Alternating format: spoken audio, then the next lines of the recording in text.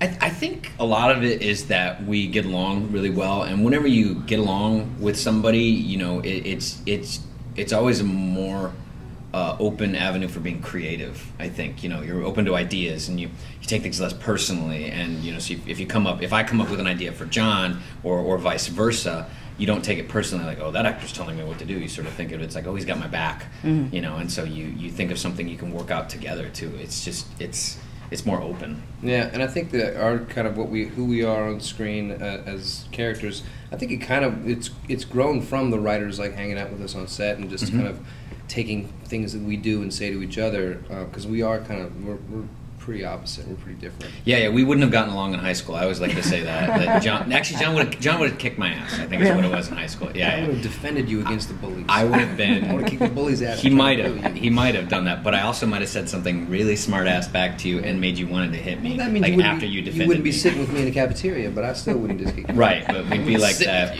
I think that's like.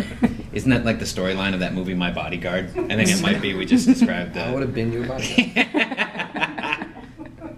It's funny because, like, you know, in this thing in our life, we actually have a lot in common, and we're very different. So I don't know if outside of this we would have ever met and got along. Who knows? We probably would have. Probably.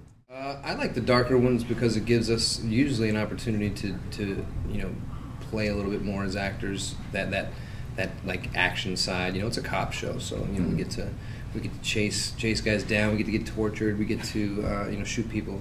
So that's like, as an actor, you know, you want to be able to put yourself in situations that, you know, as a normal person you wouldn't want to be in, or you know, necessarily, or you know, happen to be in. So now we get to play that a little bit more. It's a little more interesting. We love doing the comedy as well. Comedy's fun to do. It makes the days pass a lot faster when you're laughing a lot. You know? Yeah, but it's also fun to have these sort of emotional moments that you get to sort of flex your muscles and remember as an actor, that side of acting as well. So that's fun. Sort of reminds you of some of the darker, more difficult parts of acting. All those sorts of things about being, you know, really honest and letting all that come out. So yeah, when you're playing comedy, you don't really. I mean, you got to be honest when you're playing comedy. Absolutely. That's what makes it funny, is making it real. But it's not as. You're not finding these emotional layers that you might have in acting class and stuff. You know, you spend all this time. Most of, I think, the scenes in acting class are always like the dramas. Because I think the acting teachers like to see you cry. Yeah, you know, a lot of times it just seems like, if you can cry, can you do it? Can you do it? Let's really push you to the point of you're not even trying yet. You're not even trying yet. Remember when your dad used to beat you within an inch of your life? I can do it. You're like, I'll do the scene. That's acting. And you're like, oh my God, really? I just feel like I've been tortured.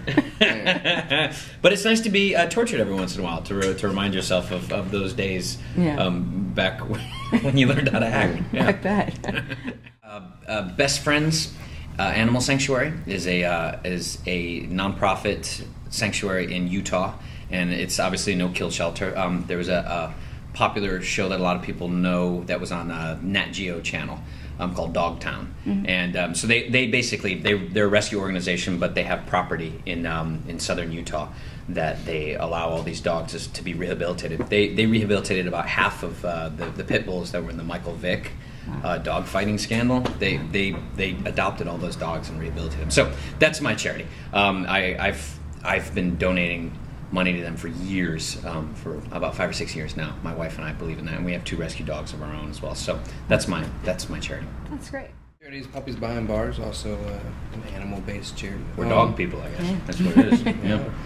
And my charity is something that I'm actually on the board of directors for the charity, and I've been involved with them for probably four years now. Wow. And we provide service dogs to wounded veterans suffering from PTSD, traumatic brain injury, physical injury, and you know, we take the puppies at 6 weeks old and put them in prison, and they're raised by inmates, and so it's the puppy is rehabilitating the inmate. So the inmate is getting some sort of you know, skill while he's in prison, also learning how to give love, receive love, and then he's providing a great service to a wounded veteran, someone who's volunteered their service to our country. So it's a great charity. I think that I want to raise awareness by doing stuff like this, and also hopefully raise money.